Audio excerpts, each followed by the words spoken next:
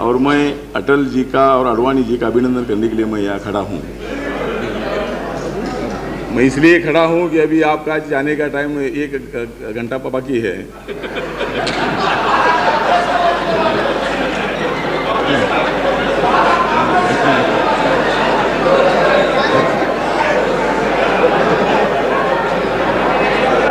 अटल जी नहीं, मैं तो ज़्यादा बोलूँगा भी नहीं, मतलब अभी तो ज़्यादा कविता ही बोलता हूँ मैं। अटल जी, कविता सुनिए।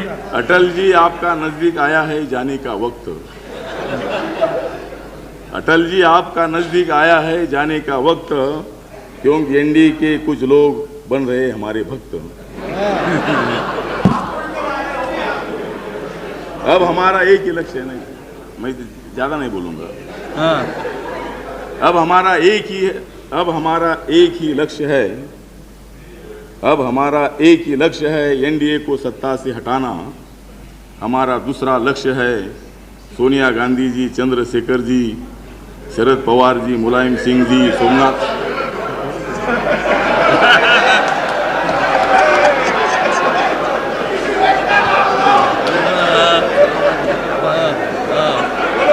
हमारा दूसरा लक्ष्य, अध्यक्ष जी, हमारा दूसरा लक्ष्य है तो सोनिया गांधी जी, चंद्रशेखर जी, ठहरो थोड़ा, हमको ये थोड़ी।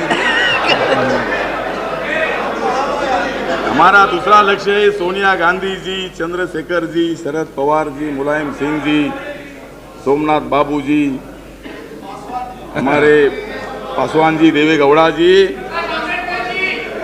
प्रकाश अंबेडकर जी और लालू, सब लोगों को सत्ता में लाना। तो सबको, हमारा अभी दूसरा लक्ष्य है ये सबको सत्ता पर बिठाना।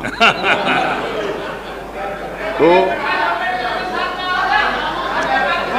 अटल जी की सरकार, प्रकाश जी प्लीज सुनिए, प्रकाश परंत पे please don't disturb him. Yes yes, हाँ हो गया मेरा। अटल जी की सरकार बहुत है चालू। अटल जी की सरकार बहुत है चालू। अध्यक्ष महोदय, ये सरकार के विरुद्ध मैं क्या क्या बोलूं?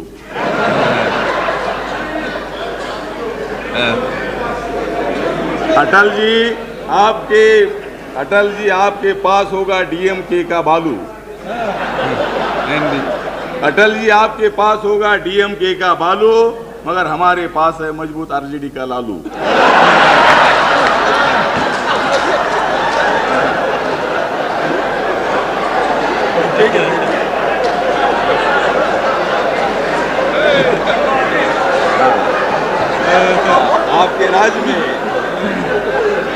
आपके राज में अटल जी, आपके राज में गरीबों को नहीं मिल रहा है आलू।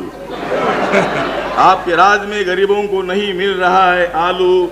ये सरकार के खिलाफ बोलना मैं कैसा टालूं? देश को बचाने की जिम्मेदारी मैं किस पर डालूं? देश को बचाने की जिम्मेदारी मैं किस पर डालूं? आडवाणी तो आपसे भी है बहुत चालू।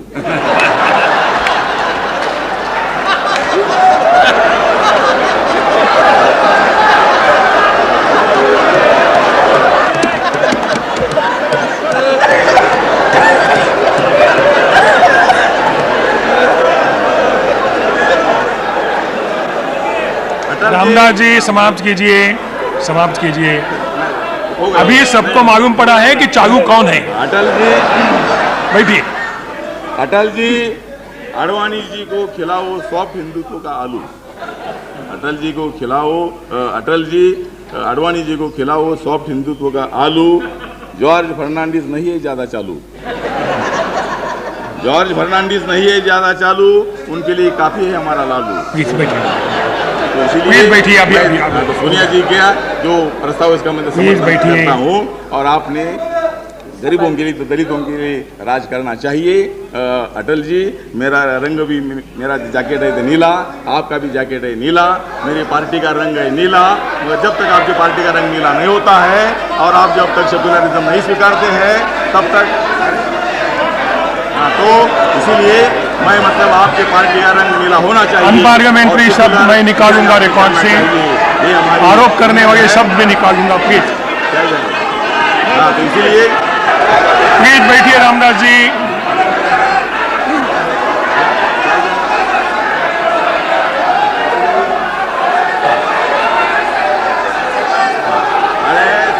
प्लीज बैठिए। जो संसद से आदर चाहिए, देश की सबसे बड़ी गुस्सा आ गया है minister now please sit down, please sit down, please sit down.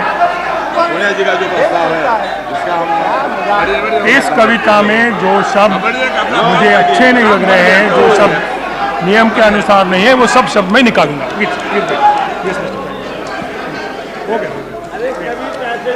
अभी तो ऐसे होते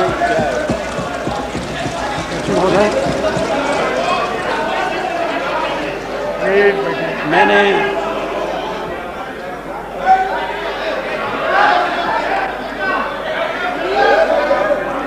रामदास जी प्लीज बैठिए। Prime minister is on his legs, please sit down, please sit down mister Ramdas हटोगे, अनेक प्लीज। अविश्वास प्रस्ताव देखें, लेकिन ऐसा अविश्वास प्रस्ताव आज तक नहीं देखा है।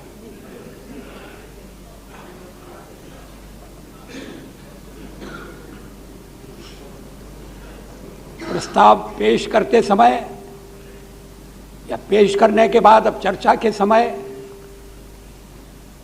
जो दृश्य उपस्थित हो रहे हैं वो सचमुच में अलग हैं, कुछ मेल नहीं खाते हैं। लेकिन तरीका ऐसा ही है। आखिर जब पूछा गया कि ये अविश्वास प्रस्ताव क्यों लाया जा रहा है,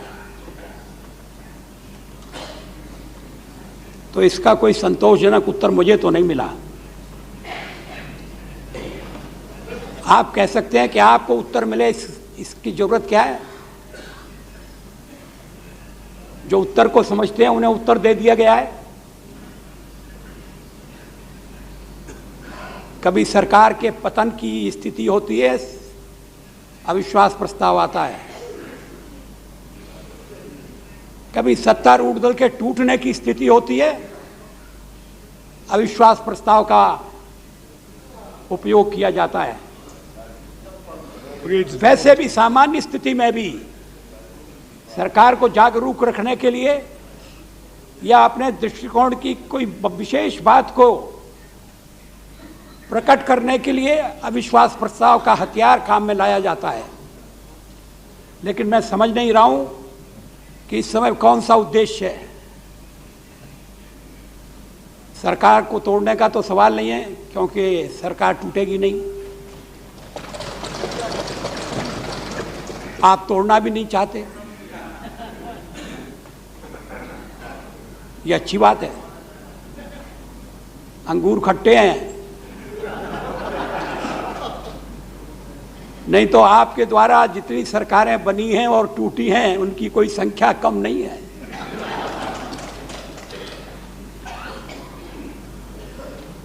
लेकिन अभी तक हमारी ये मिलीजुली सरकार बची हुई है।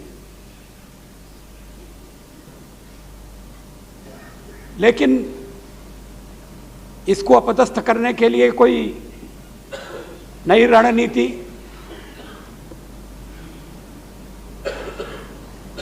तो दो दिन की जो चर्चा है उससे इस पर कोई प्रकाश नहीं पड़ता है।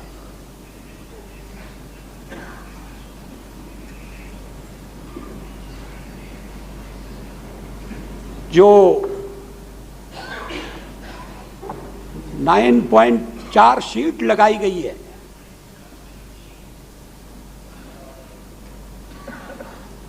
नौ सूत्र हैं उसके और 4 शीट है। दल एक दूसरे के खिलाफ 4 शीट लगाएं, ये कुछ विचित्र सी परंपरा है। दलों में संवाद होना चाहिए, चर्चा होना चाहिए।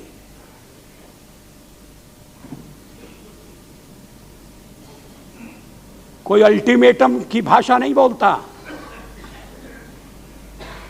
कि हम आपको चार्ज कर रहे हैं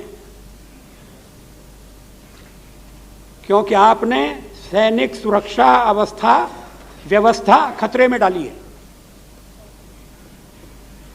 यह साधारण चार्ज नहीं है, साधारण अभियोग नहीं है।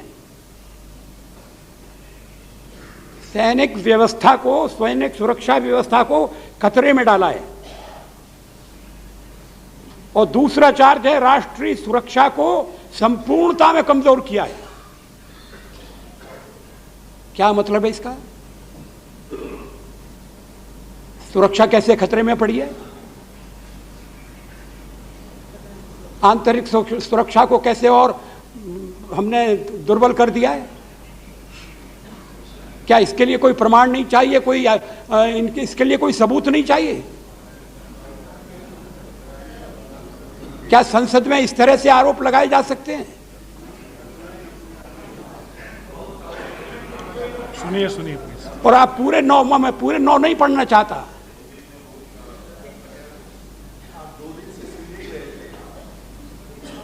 सरकारी क्षेत्र को खत्म करने का प्रयास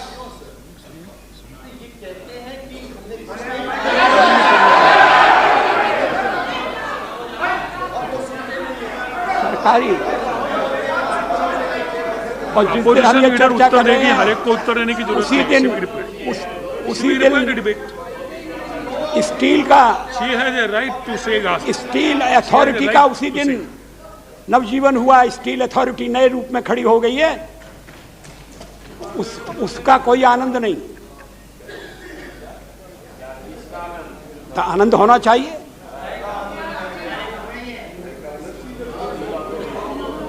लेकिन हम सब बर्बाद कर रहे हैं और बर्बाद करने के बाद भी लोग हमको यहां रख रहे हैं। ये तो आपके लिए कोई बहुत अच्छी बात नहीं है। मैं तो अध्यक्ष महोदय, मैं 1957 से पार्लियामेंट का मेंबर हूं।